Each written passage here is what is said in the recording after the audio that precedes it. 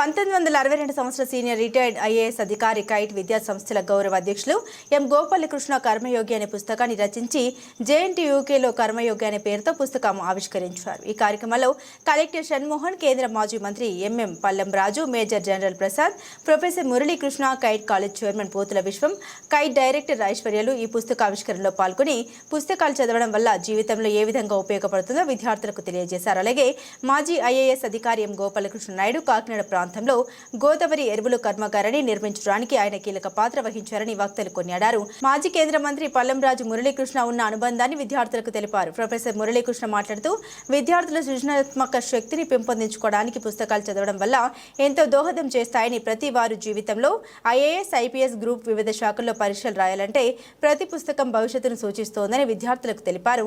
Kite విద్యా సంస్థల chairman విశ్వం మాట్లాడుతూ తనకు చిన్నతరం నుండి గోపాలకృష్ణతో చాలా దగ్గర పరిచయాలు ఉన్నాయని, తన ఎదుగుదలకు ఆయన ఒక కారణమని, అందుకే తమ కైట్ విద్యా సంస్థలకు ఆయన్ని గౌరవ అధ్యక్షులుగా నియమించామని తెలిపారు.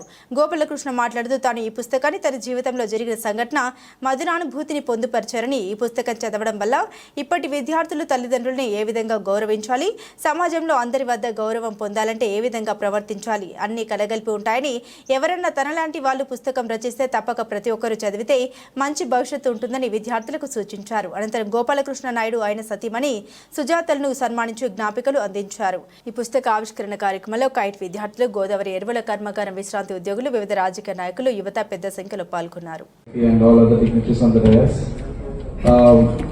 Sir, I'm really sorry for joining late. Actually, this is one event which I was looking forward to meeting all of you. In fact, Mullakrishna now, so I really wanted to interact with you and spend some time, but unfortunately I got delayed with some other place. I make sincere apologies. Apart from having immense gratitude for making me part of this, I can really tell you one thing. So this generation has seen most turbulent times that any one of us, like 6 to war, I think, and we are part of 71 war, post-war crisis in Assam, etc.